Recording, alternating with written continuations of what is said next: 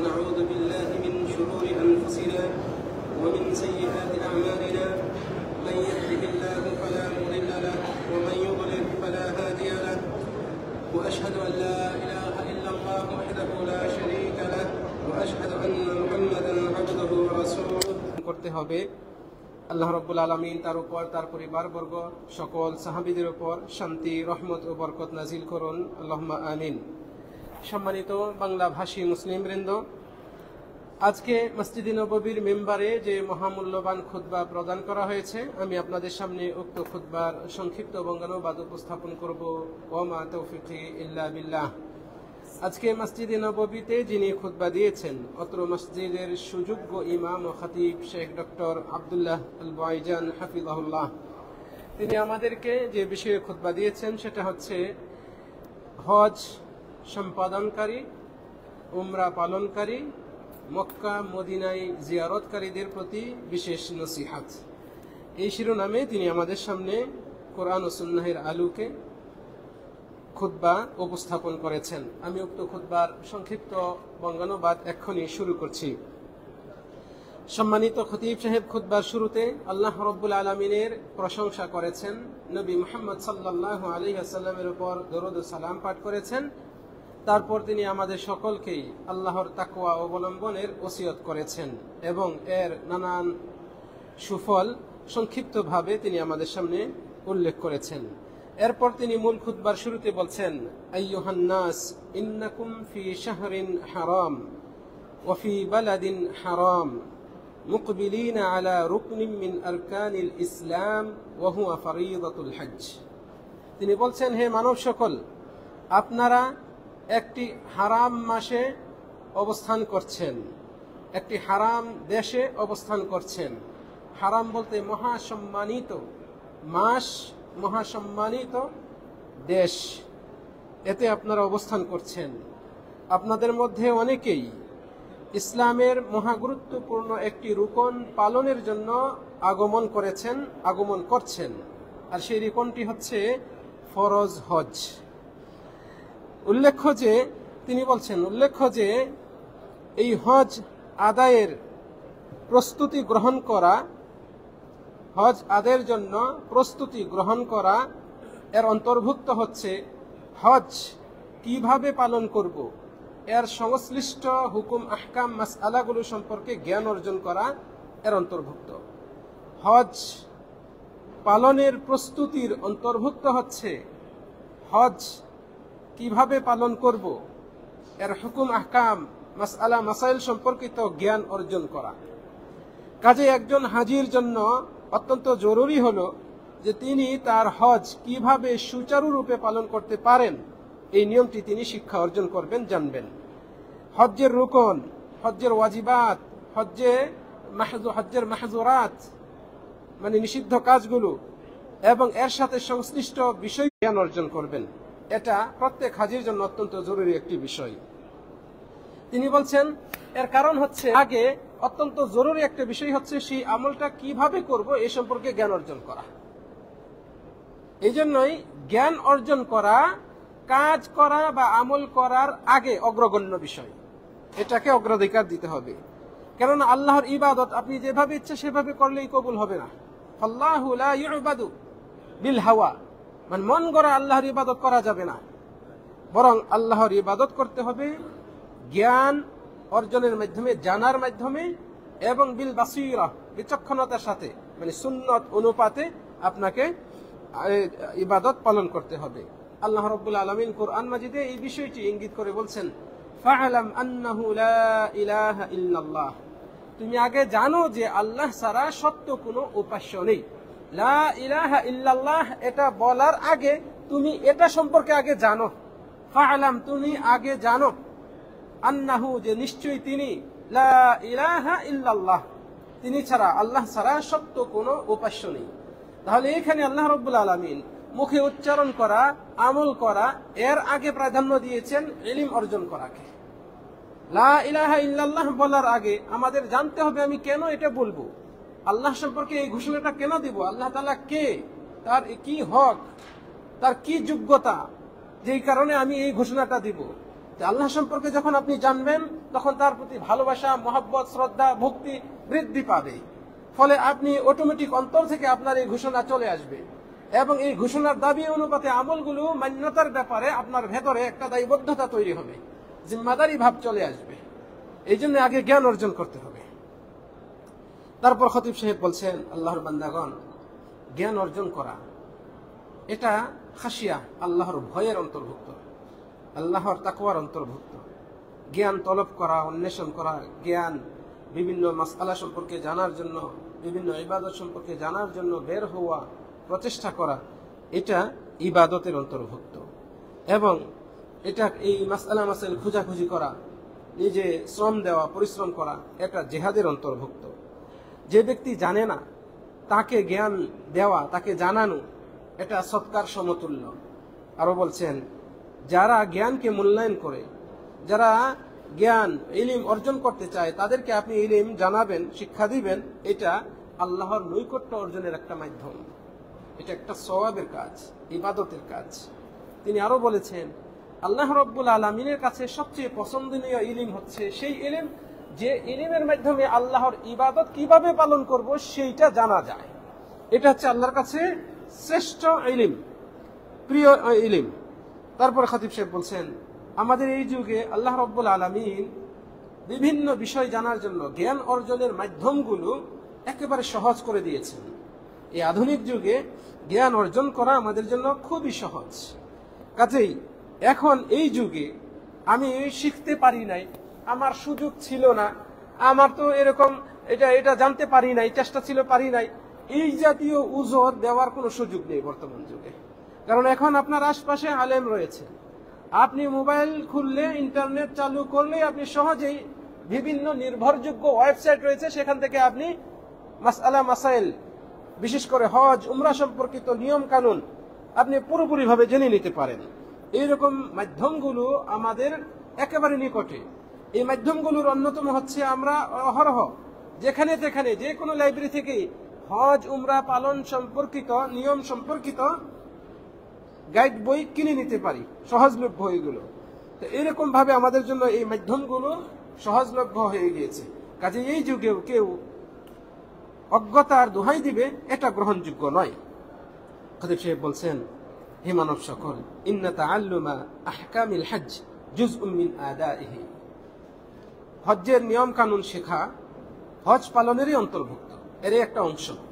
আপনি হজ পালন করবেন, তার আগে হজ কিভাবে পালন করবেন সেটা শিখছেন, তার মানে আপনি হজ্জের কাজই করছেন, এরই একটা অন্তর্ভুক্ত কাজ করছেন। বরং তিনি বলছেন, বরং হজ বিশুদ্ধ হওয়ার জন্য এবং হজ পরিপূর্ণভাবে আদায় হওয়ার জন্য শর্ত হচ্ছে হজ কিভাবে করব সেই সম্পর্কে জানা। কাজে আপনারা সঠিক পদ্ধতিতে হজ যেন করতে পারেন, এই জন্য হজ্জের নিয়ম শিক্ষা অর্জন করুন। আল্লাহ রাব্বুল আলামিন আমাদের জন্য, এই যুগের মানুষের জন্য এই বিষয়গুলো এত সহজ করে দিয়েছেন, পূর্বের যুগের মানুষের জন্য এত সহজ ছিল না। বর্তমানে সৌদি আরবের হারামাইন শরীফাইনের যে ওয়েবসাইট রয়েছে, মক্কা মুকাররমা, মদিনা মুনাওয়ারার এই দুই মসজিদের ওয়েবসাইট রয়েছে এবং এর সাথে সংশ্লিষ্ট আরো বিভিন্ন সংস্থা রয়েছে, ওয়াজারাতুল হজ, হজ মন্ত্রণালয় রয়েছে, তাদের ওয়েবসাইটেও হজ উমরা জিয়ারত সম্পর্কিত পূর্ণ বিবরণী আপনারা নিজ নিজ ভাষায় পাবেন। আলহামদুলিল্লাহ, আমাদের বাংলা ভাষাতেও পাওয়া যায়, বাংলা ভাষাতেও আপনারা এর নিয়ম কানুন বিস্তারিত পাবেন, নিয়ম কানুন পাওয়া যাবে এই ওয়েবসাইটগুলোতে।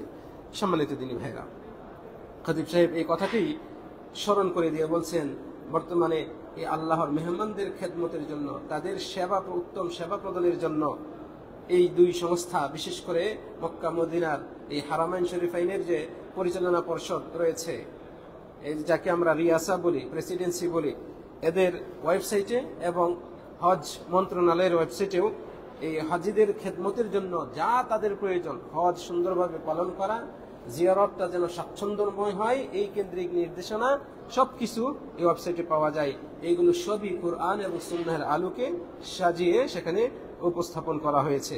অনুরূপভাবে নিরাপত্তা জাতীয়, ব্যক্তির স্বাস্থ্যগত বিষয়গুলো, সুরক্ষা জাতীয় বিষয়গুলো প্রাধান্য দিয়েও সেখানে বিভিন্ন নির্দেশনা, দিক নির্দেশিকা দেওয়া রয়েছে। কাজেই খতিব সাহেব বলছেন, ফাস্তাফিদু মিনহা, আপনারা সেখান থেকে উপকার নিন, আপনারা সেখান থেকে উপকার নিন। ওয়াতামিদু আলাইহা, এগুলোর উপর নির্ভর করতে পারেন আপনারা। এগুলো একেবারে নির্ভরযোগ্য তথ্য সূত্রের মাধ্যমে সেখানে তথ্যগুলো সংগ্রহ করা হয়েছে। এরপর খতিব সাহেব বলছেন, আল্লাহর মেহমানগণ, বাইতুল্লাহর হাজী সাহেবগণ এবং নবী মুহাম্মদ সাল্লাল্লাহু আলাইহি সাল্লামের এই মসজিদের জিয়ারতকারীগণ, আল্লাহ তাআলা আপনাদেরকে বিশেষভাবে সম্মানিত করেছেন। আপনাদেরকে এই মদিনা মুনাওয়ারা জিয়ারত করার সুযোগ দেওয়ার মাধ্যমে আপনাদের উপর অনুগ্রহ করেছেন। মদিনা মুনাওয়ারা হচ্ছে একটি পবিত্র নগরী, তয়বাতুত তয়বাহ। এটা একটা পবিত্র নগরী, এটা ওহী অবতরণের স্থান, নবী মুহাম্মদ সাল্লাল্লাহু আলাইহি ওয়াসাল্লামের হিজরতের স্থান, মুহাজিরা রাসূলুল্লাহ সাল্লাল্লাহু আলাইহি ওয়াসাল্লাম ওয়া মাওয়াহ, রাসূল সাল্লাল্লাহু আলাইহি ওয়াসাল্লামের হিজরতের স্থান এবং তার এখানে অবস্থান করার আবাসস্থল এখানে রাসূল সাল্লাল্লাহু আলাইহি ওয়াসাল্লামের এই মদিনাতেই। আফদালুল বিকা ওয়া আহাব্বুল বিলাদ ইলাল্লাহ বা'দা মক্কা, এই মদিনা মুনাওয়ারা হচ্ছে মক্কার পরে আল্লাহর কাছে পৃথিবীর শ্রেষ্ঠতম এবং সবচেয়ে প্রিয়তম স্থান হচ্ছে এটা মদিনা মুনাওয়ারা। এখানে আল্লাহ রাব্বুল আলামিন আপনাদেরকে জিয়ারতে আসার সুযোগ দিয়েছেন, আপনাদেরকে এই সম্মান দান করেছেন, এই বিরল নিয়ামত আপনাদেরকে দান করেছেন। ফাআরাফু কদরাহা, কাজে আপনারা এর সম্মানটা বোঝার চেষ্টা করুন। ওয়া ফাদলাহা, এই মদিনার ফজিলত অনুধাবন করার চেষ্টা করুন, এর সম্মান হুরমত আপনারা অনুধাবন করুন। ওয়াস্তাশইরু আযামাতাহা, আপনারা এই মদিনার সম্মান মর্যাদা এটাকে উপলব্ধি করুন এবং এখানে পূর্ণ আদবের সাথে আপনারা চলাচল করুন। মদিনার সম্মান ক্ষুণ্ণ হয় এরকম কাজ থেকে আপনারা দূরে থাকুন এবং বিশেষ করে এখানে বিদআতি কর্মকাণ্ডে লিপ্ত হওয়া থেকে আপনারা সর্বোচ্চ সতর্ক থাকুন। আর স্মরণ করুন আমাদের নবী মুহাম্মদ সাল্লাল্লাহু আলাইহি ওয়াসাল্লামের এই হাদিসটি, যেখানে তিনি বলেছেন, আল মাদিনাতু হারামুন, মদিনা হচ্ছে হারাম এলাকা। ফামান আহদাসা ফিহা হাদাসান, কাজে যে ব্যক্তি এখানে কোনো বিদআতি কাজ করবে, আও আওয়া মুহদিসান, অথবা কোনো বিদআতিকে আশ্রয় দিবে, ফাআলাইহি লা'নাতুল্লাহ ওয়াল মালাইকাতি ওয়ান নাসি আজমাইন, তার উপর আল্লাহর লানত, ফেরেশতাদের লানত, বিশ্বের সকল মানুষের লানত অভিশাপ বর্ষাবে ওই ব্যক্তির উপর। শুধু তাই নয়, লা ইউকবালু মিনহু ইয়াওমাল কিয়ামাহ আদলুন ওয়ালা সরফুন, কিয়ামতের দিন ওই ব্যক্তির ফরজ নফল কোনো ইবাদতই কবুল করা হবে না। নাউযুবিল্লাহ। মদিনায় এসে যে ব্যক্তি বেদাত করবে, বেদাতি কর্মকাণ্ড করবে বা সমর্থন দেবে, পৃষ্ঠপোষকতা করবে, চাঁদা দিয়ে সহযোগিতা করবে, নিজে উপস্থিত হয়ে সমর্থন দিবে, লোকবল বাড়াবে, জনসমর্থন দিবে, যে কোনো ভাবেই হোক সমর্থন দেওয়া হোক, যে কোনো উপায়ে সমর্থন দেওয়া হোক, এই কাজগুলো যারা করবে তাদের উপর আল্লাহর লানত, ফেরেশতা মণ্ডলীর লানত, বিশ্ববাসীর লানত এবং আল্লাহ রাব্বুল আলামিন কিয়ামতের দিন এই ব্যক্তির কোনো আমলই কবুল করবেন না, ফরজ নফল কোনো আমলই কবুল করবেন না। অতএব অত্যন্ত মারাত্মক একটি অপরাধ, বিশেষ করে মদিনায় এসে বেদাত করা। যে মদিনা থেকে দিনের আলো পৃথিবীকে ছড়িয়েছে, যে মদিনাকে আল্লাহ রাব্বুল আলামিন চয়ন করেছেন নবী মুহাম্মদ সাল্লাল্লাহু আলাইহি ওয়াসাল্লামের হিজরতের জায়গা হিসেবে এবং মুসলমানদের রাজধানী হিসেবে, যেখান থেকে নবীর সুন্নত পৃথিবী ছড়িয়েছে, সেইখানে এসে নবীর সুন্নতের বিরোধী কাজ বিদআত করবেন, এটা ইসলাম কিভাবে বরদাস্ত করবে? এই জন্য তো এটাকে এত মারাত্মক হিসেবে ঘোষণা দেওয়া হয়েছে। খতিব সাহেব তারপরে বলছেন, আপনারা জেনে রাখুন, আপনাদেরকে আল্লাহ রাব্বুল আলামিন সম্মান দিয়েছেন মসজিদে নববী জিয়ারত করার মাধ্যমে, সুযোগ দেওয়ার মাধ্যমে। মসজিদে নববী জিয়ারত করার সুযোগ দিয়েছেন, এর মাধ্যমে বস্তুত আল্লাহ তাআলা আকরামাকুম, আপনাদেরকে মহা সম্মানিত করেছেন। এই মসজিদ, এটা সেই মসজিদ যে মসজিদকে তাকওয়ার উপর ভিত্তি করে প্রতিষ্ঠিত করা হয়েছে। প্রথম দিন থেকে এখানে ন্যূনতম কারো নিয়তের গর্ব, কারো উদ্দেশ্য খারাপ, এরকম কোনো কিছু ছিল না। একেবারে প্রথম দিন, প্রথম ক্ষণ থেকে আল্লাহর তাকওয়ার উপর ভিত্তি করে এটাকে প্রতিষ্ঠা করা হয়েছে। কাজেই এই মসজিদে আপনারা জিয়ারত করার তৌফিক পেয়েছেন। এই মসজিদটি হচ্ছে পৃথিবীতে আল্লাহর সমস্ত মসজিদের মধ্যে থেকে কেবল মক্কার পরেই এর স্থান, সর্বশ্রেষ্ঠ স্থান এর। মক্কা মুকাররমায় বাইতুল্লাহ শরীফ এর পরেই এর স্থান, সম্মানের দিক থেকে, মর্যাদার দিক থেকে। এখানে ইবাদত করা অন্যান্য মসজিদে ইবাদতের তুলনায়, বিশেষ করে সালাতের মর্যাদা, ফজিলত 1000 গুণ বেশি মক্কায় বাইতুল্লাহ ছাড়া। এই মর্মেও আমাদের নবী মুহাম্মদ সাল্লাল্লাহু আলাইহি ওয়াসাল্লাম বলছেন, সালাতুন ফি মসজিদি হাদা আমার এই মসজিদে সালাত আদায় করা আফদাল মিন আলফি সালাতিন ফিমা সিওয়া, অন্য মসজিদের তুলনায় 1000 গুণ উত্তম। আমার এই মসজিদে সালাত আদায় করা অন্য মসজিদের তুলনায় 1000 গুণ উত্তম। ইল্লাল মসজিদুল হারাম, তবে মসজিদুল হারাম কাবা শরীফ ব্যতীত। এটা সহিহ বুখারী এবং মুসলিম শরীফের হাদিস। খতিব সাহেব তারপরে বলছেন,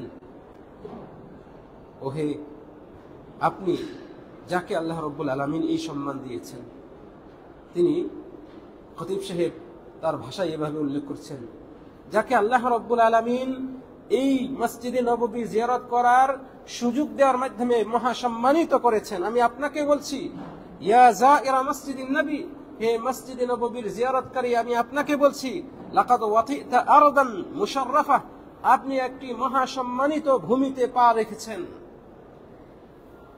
হিয়া আহাব্বুল বিলাদি ইলাল্লাহ বা'দা মক্কা, এই ভূমিটি আল্লাহর কাছে মক্কার পরে সবচেয়ে প্রিয় স্থান।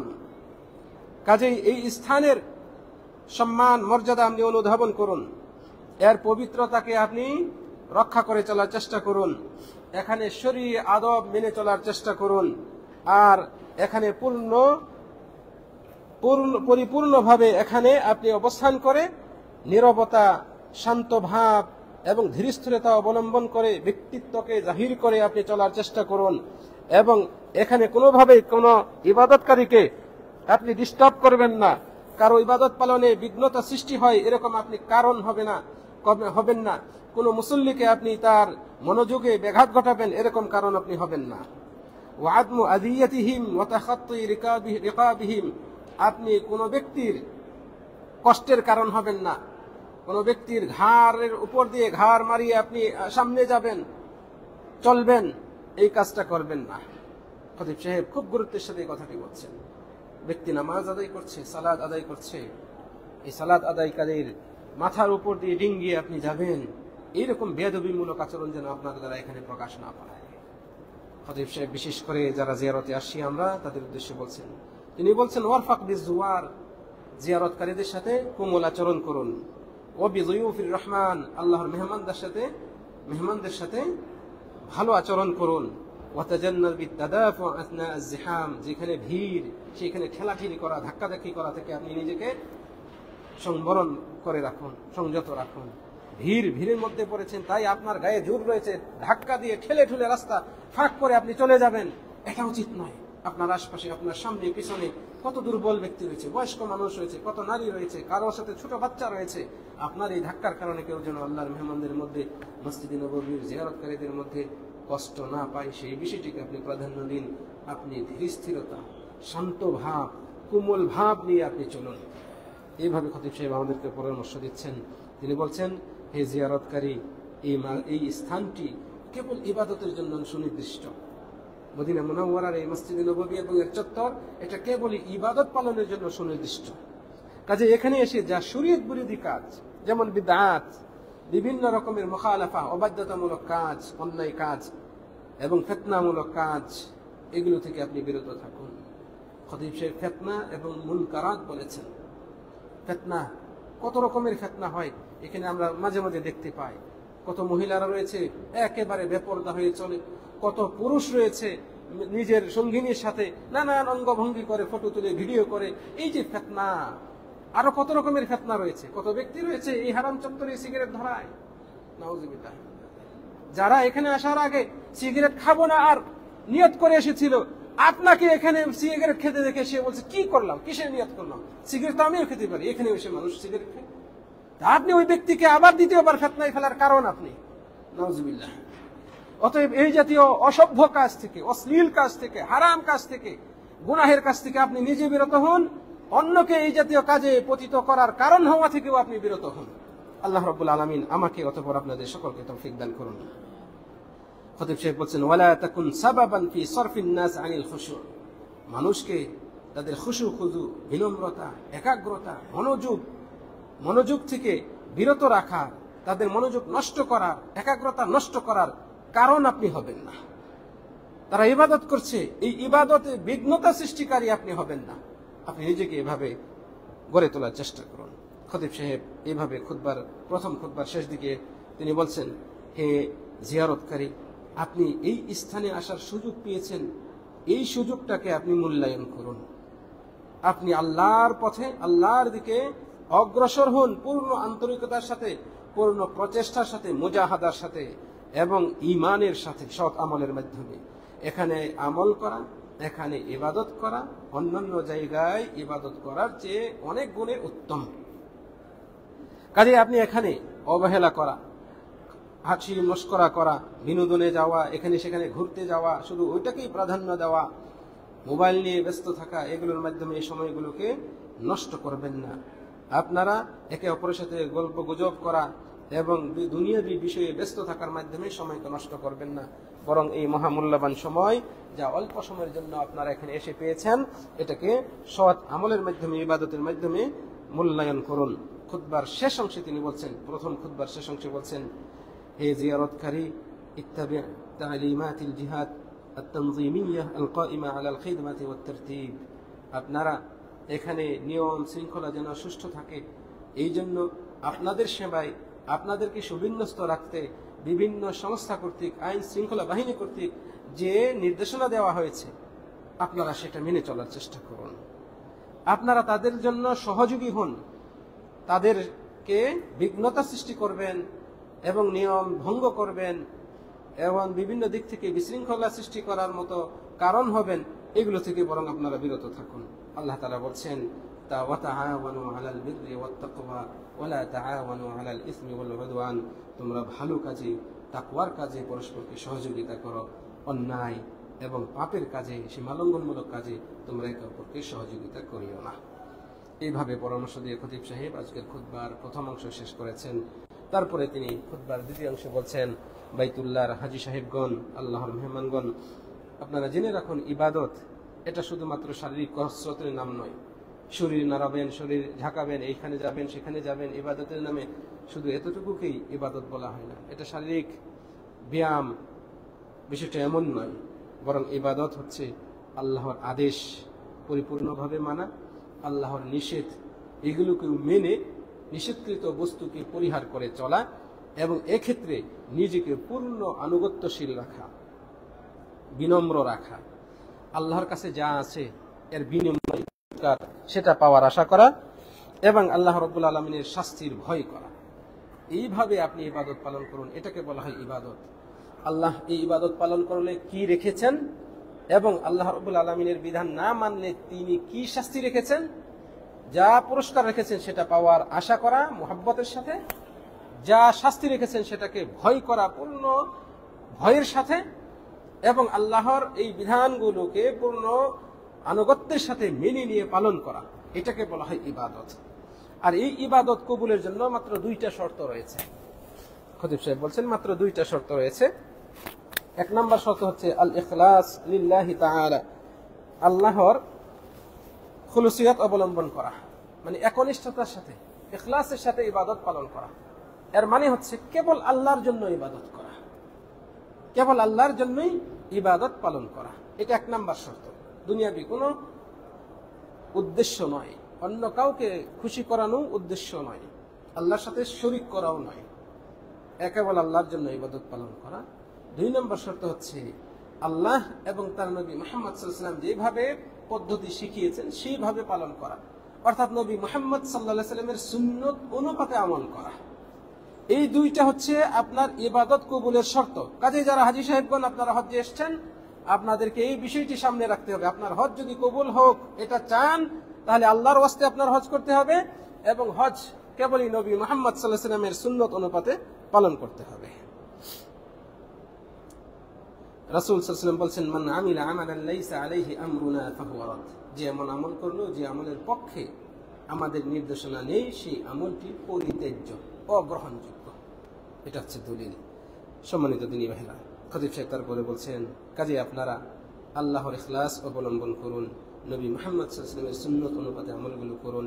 জাবের রাদিয়াল্লাহু আনহু হতে বর্ণিত, তিনি বলছেন, আমি রাসূল সাল্লাল্লাহু আলাইহি ওয়াসাল্লামকে দেখেছি কুরবানির দিনে তিনি পাথর নিক্ষেপ করছেন আর বলছেন, লিতাখুযু মানাসিকাকুম, তোমরা তোমাদের হজ্জের কাজগুলো শিখে নাও, আমার কাছ থেকে হজ কিভাবে করবে সেটা শিখে নাও। ফাইন্নী লা আদরি লাআল্লি লা আহুজ্জু বা'দা হাজ্জাতি হাযিহি, কারণ আমি জানি না এবছর আমি হজ করছি, এরপরে আর হজ করতে পারবো কিনা, মনে হয় আমি আর এরপরে হজ করতে পারবো না। রাসূল সাল্লাল্লাহু আলাইহি ওয়াসাল্লাম এই কথা বলছেন, আমি এবছর হজ করছি, এরপরে আর হজ করতে পারবো মনে হয় না, কাজেই তোমরা হজ কিভাবে করবে আমার কাছ থেকে শিখে নাও। আর রাসূল সাল্লাল্লাহু আলাইহি ওয়াসাল্লাম এইভাবে বারবার বলছেন, শুধু এক জায়গায় নয়। তাহলে হজ কেবল রাসূল সাল্লাল্লাহু আলাইহি ওয়াসাল্লামের সুন্নাত অনুপাতেই আপনাকে করতে হবে, নচেত এই হজ হজ্জে মাবরুর হিসেবে নসিবে মিলবে না। আল্লাহ রাব্বুল আলামিন আমাদেরকে সঠিক বুঝদান করুন। এরপরে খতিব সাহেব খুতবার একেবারে শেষ পর্যায়ে এসেছেন। তিনি বলছেন, বাইতুল্লাহর হাজীগণ, আল্লাহ তাআলা আপনাদেরকে মহাসম্মান দান করেছেন এবং এই সম্মানিত করেছেন বিধায়, অনুগ্রহ করেছেন বিধায় আপনাদেরকে এই ফরজ হজ পালনের তৌফিক তিনি দিয়েছেন। এই হজ পালন করতে আসার আগে আপনারা আপনাদের সবচেয়ে প্রিয়, সবচেয়ে দামি বিষয়গুলো বিসর্জন দিয়ে এসেছেন। আপনাদের অর্থ, টাকা পয়সা যা কষ্ট করে জমা করেছেন সেই টাকা খরচ করে এসেছেন। আপনাদের পরিবার, স্ত্রী, ছোট কন্যা সন্তান, ছেলে সন্তান, আপনজন, বাবা মা, তাদেরকে ছেড়ে এখানে এসেছেন। আপনার ব্যবসা বাণিজ্য, ক্ষেত খামার, এগুলো ছেড়ে এসেছেন। চাকরি থেকে ছুটি দেয় না, জোরাজোরি করে ছুটি নিয়ে কোন রকমের ছুটি পেয়ে এসেছেন, তাও হুমকির মুখে আছে। এই যে এক কঠিন ত্যাগ স্বীকার করে আপনারা এসেছেন, আল্লাহ রাব্বুল আলামিন আপনাদেরকে এই তৌফিক দিয়েছেন। ফাহানিআন লাকুম ইয নাওয়াইতুম, আপনারা যে এই ভালো কাজে নিয়ত করেছেন আপনাদেরকে স্বাগতম জানাই। ওয়া বুরিকা লাকুম ইন আখলাসতুম, যদি আপনারা ইখলাস অবলম্বন করে এই কাজটা করতে এসে থাকেন তাহলে আল্লাহ তাআলা আপনাদেরকে অবশ্যই বরকত দিবেন। খতিব সাহেব বলছেন, ওয়া বুরিকা লাকুম, আল্লাহ তাআলা আপনাদেরকে বরকত দিন, ইন আখলাসতুম, যদি আপনারা ইখলাস অবলম্বন করে থাকেন, মানে লিল্লাহ, আল্লাহর ওয়াস্তে হজ করতে আসেন। ফাহরিসু আলা আদাইহা ওয়া ইতমামিহা ওয়া কবুলিহা, কাজেই আপনারা এই হজ আদায় করতে যথাযথভাবে, এটাকে পরিপূর্ণভাবে আদায় করতে এবং এটা যেন আল্লাহ তাআলা কবুল করেন, এই জন্য আপনারা পূর্ণ আন্তরিকতার সাথে সাধনা করুন, প্রচেষ্টা করুন। ওয়া তাআল্লামু মিন আহকামিহা, এবং এর হুকুম আহকাম, হজ্জের বিধিবিধান, নিয়ম আপনারা জেনে নিন, শিক্ষা অর্জন করুন।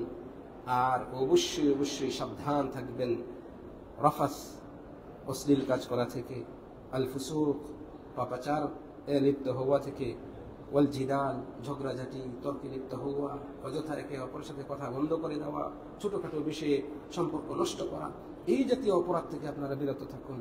আল্লাহ তাআলা বলেছেন, আল হাজ্জু আশহুরুম মা'লুমাত, হজ তো নির্দিষ্ট কয়েকটা মাসে হয়।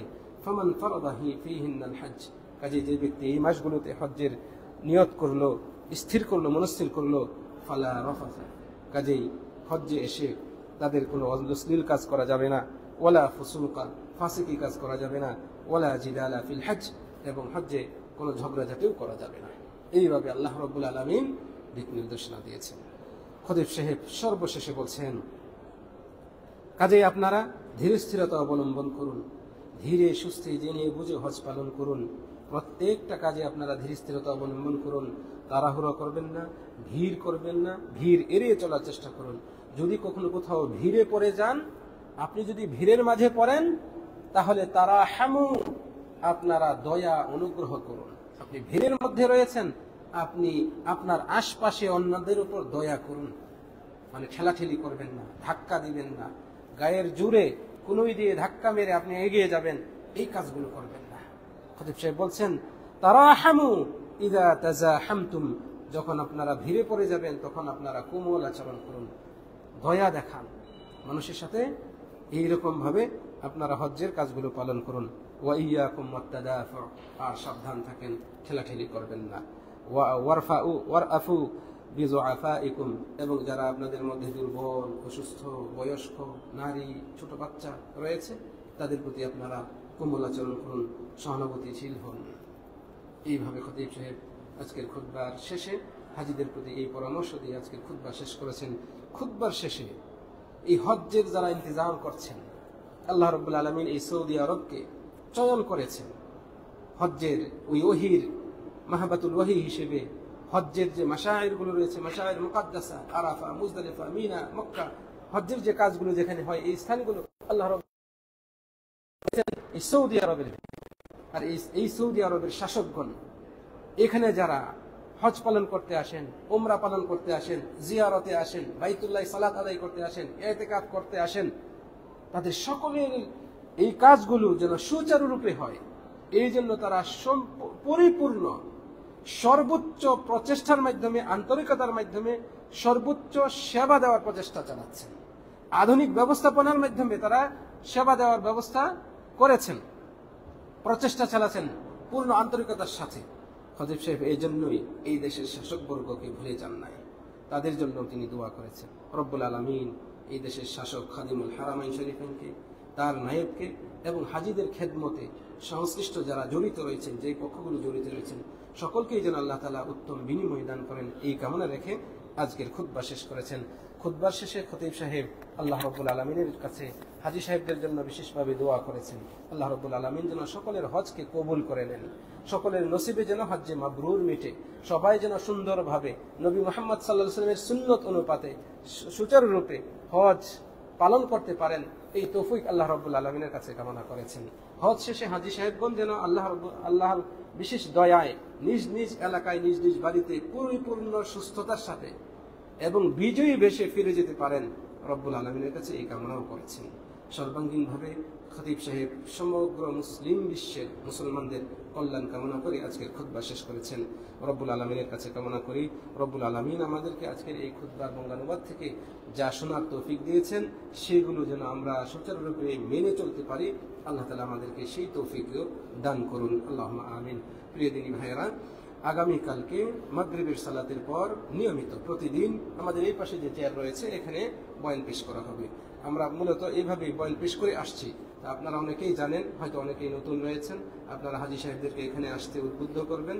মাগরিবের নামাজের পর থেকে আসার পর্যন্ত হজ, উমরা পালন পদ্ধতি, মদিনা জিয়ারত, সংশ্লিষ্ট মাসলা মাসাইল, করণীয় বর্জনীয়, মূলত এই বিষয়গুলো নিয়ে এখানে আলোচনা করা হবে। আপনারা নিজেরা আসবেন, অন্যদেরকে সাথে নিয়ে আসবেন, এই কামনা রেখে আজকের আলোচনা শেষ করছি। আসসালামু আলাইকুম ওয়া রাহমাতুল্লাহি ওয়া বারাকাতুহু।